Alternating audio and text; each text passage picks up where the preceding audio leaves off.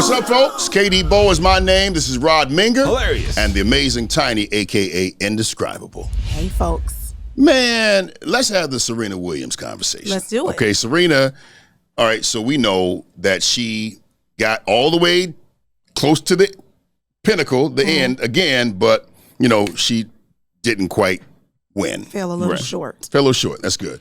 So what we know is she's 40 years old. Is it 40? Almost 40? 40. 40 years old. Wow. Singles titles, 73 prize money. This prize money. This is just from tennis alone. Prize money 94 million, north of 94 million. 185 wins and 148 losses. Listen to me. That's an 85% win average. She wins 85% of the time. Okay. Wow. My question is, what else does she have to prove? Like she's still playing. So what else she have to prove? I mean, from our perspective, nothing. But that's a competitive woman. That's Serena Williams. She is tennis. So it's like she probably just getting up every day and doing what she do. The same way we get up and do what we do. No, it's facts. I think it's just in her DNA, man. Some athletes are just built different, especially people like her who have been doing the same thing since they were teenagers. Exactly. Like, she don't know nothing else. So we don't know people that are legendary in their sports. The Serena Williams, the Mike Tysons, the Michael Jordans, the Kobes, and people like that. We don't know who they're chasing. Right. Because they're different than everybody else that's on the playing field. So she might just have like somebody's record she wants to break. That's something she wants to accomplish before she stops. Or she might be one of those people like, what am I going to do when I stop? Yeah. You know what I mean? You just don't know what their thing is because they're just so much. The great people are here, and then the greatest are like even farther than that. Like, you can't name nobody like Jordan. You can't name nobody like Kobe. You can't name nobody like Tyson, Muhammad Ali. Tom Brady, Yeah, Tom Brady. Like those, there aren't other people like that, even though they're playing around all these great people. So you don't know what they're chasing. It could be anything. It could be something really minute. What's it, 23? She's got, 23 titles? Is that what it is? 23? 23 or so? Yes, and I think the record is what, 24? 24. Is it that? I don't know. I don't know. I don't know what makes a person strive harder to keep showing up. I mean, because honestly, your body don't do. The body has to hurt. At 40 years old, what it did when it was 23, 25. Bruh. You know? And I mean, and nobody's on her playing field right now.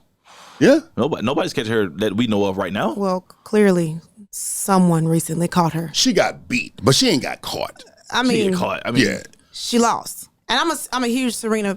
Listen, I will cheer Serena on until the day I die. But we're seeing the signs. And I feel like her legacy is solidified. I personally don't think, if I was Serena Williams, I would be somewhere rich, minding my rich, wealthy, legendary business. At 40, I don't have to play tennis no more. You know what I'm saying? Like, I could live off of Nike endorsements. Or you're going to pay me to show up. She's good, yeah. You're like, you ain't got to do nothing else. What is she worth? But, like, what? $200 million. $200 million? But see, that's the thing. I don't think legendary people, I don't think money is the thing. I think it's just they're great at something that attracts money.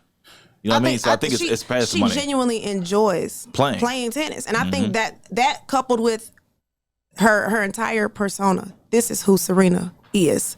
She's tennis. Who's her husband? She's married, right? Yeah. What's his name? Alexis Ohanian, I think that's how you pronounce it. Okay. Alexis Ohanian. The Canadian dude, the white dude. Correct. Yeah. What does he make? What's his worth? I think he's like $40 million. $40 million? Yeah, I think. This came out right off the dome, huh? I just happen to know that. $40 million. we were rehearsing before the camera rolled. Ohanian. Well, what do you know? Ohanian, $40 million. He's 37 years old. Okay. So there we have it. Is he white? Or is that look a little? He Canadian. I'm just white. I mean, you know, some black Canadians. So he's. You know what? All right. He's may I ask something? Go ahead. I'm looking at you because I feel like it's going. I feel like it's going in the You already know, Rod. You already know what's going. Okay. Where's the bus? Beep beep. Here we go. I know. I'm just saying, like under it.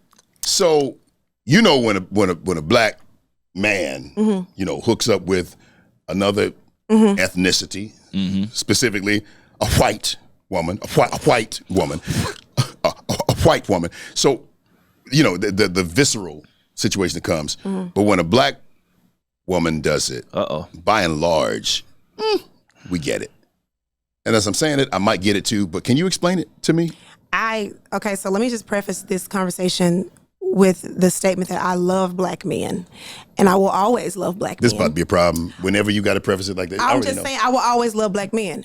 I am not interested in dating or being with or seeing anybody who ain't black. That's my personal. I love black men. You couldn't be with a white dude? No. No. He don't feel me. Chris Helmsworth is his name. The guy from the Thor guy. He don't feel me. We can't have conversations about stuff that I want to talk about because he don't understand. He's not from where I'm from. He don't have the same experiences. Imagine me trying to explain a reason why my daughter can't wear her hair a certain type of way to school. There's a way you have to do her hair. There are things that she's going to encounter that you know nothing about in this society. So I think, but to answer your question, not to veer off, to answer your question, I think for me, this is my personal experiences with men who date white women. I think we are bothered, not because you want to date white women, but because black women always somehow end up in the reason why you want to date white women. So men will say, I like white girls. And you'll ask them why. Well, black women, they got attitudes. They mouth too smart. It's the two. You know, Okay, I get it. I'm like, bro, if you like white women, just like them. That's it. Because if we're going to step out, we ain't having no conversation about you. I wanted to be with this white man because this the white man for me. You know, that's typically how that works. I receive that. I like that. I've heard it put that way. Or you see guys like, I would never date a black woman. I'm like, your mama black, your sister black. And that'd be my thing. All your friends are black. You know, your choir members at church were black. So you can't. It's the self-hatred for me. You sound a little disrespectful. But you think it's self-hatred though? It has to be. What else could it be? Why are you so against dating black women and everything you know is black? Or you dated one black woman and I was all black women crazy. Okay, so if now you done lost your mind because somebody broke your heart. I gotta be the bad guy. Why I always gotta be the bad guy? So I'm saying like so if in your household you were raised, everybody was plus sized in your house, and you decide that you want to get with somebody that ain't plus sized. You knew plus sized. You didn't marry what you knew.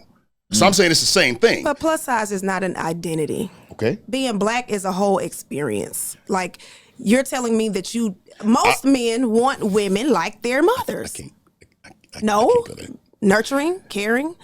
Yes, but that doesn't necessarily mean that she has to. Like, I don't want to look at my wife and be like, you know what, you remind me of my mama. No, that's not what I'm saying. You remind me of baby sis. No, I don't want that. So my question is, what is it that you get out of being with somebody who, for me, Let me stop you right there. The worlds are too far apart for me. I don't get anything because I have a strong black woman that I'm married to, and I don't get anything from any other race of people other than my beautiful queen, Grand Rising Queen.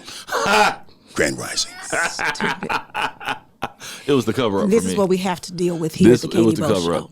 I don't have a problem with watching anybody. I feel like you're gonna love who you're gonna love. Right, it don't bother me. I've never been one of those ones like, oh my gosh, I can't believe he's I don't dating care her. about it at all. I don't get into it, but when I listen to the debates or you read them online and people are like, oh, this, and this, and I'm like, let people choose who they're gonna choose because at the end of the day, that's who they go home with. Yeah, right. That's who they go to sleep with. Yeah. I've never seen an interracial couple in the mall and be like, oh, the audacity. Right. I've never been that guy. But you know what I do notice though, and my daddy put me on this. Black women, when we get a white one. Oh, this is true. I know you're going. That man be fine. Huh? He be tip top. Because he got a queen. That's right. Some of these white men, some of these white women that I be seeing, shawty. Because what you doing, shawty? I got an answer for that. I just don't believe. If she gonna be white, she can't be bad white. It's totally clear for this platform of sorts. I just wanted to know. You couldn't go get the baddest one you could find? So with that being said, I'm just going to. I'm asking questions. The readers want to know. Black Lives Matter.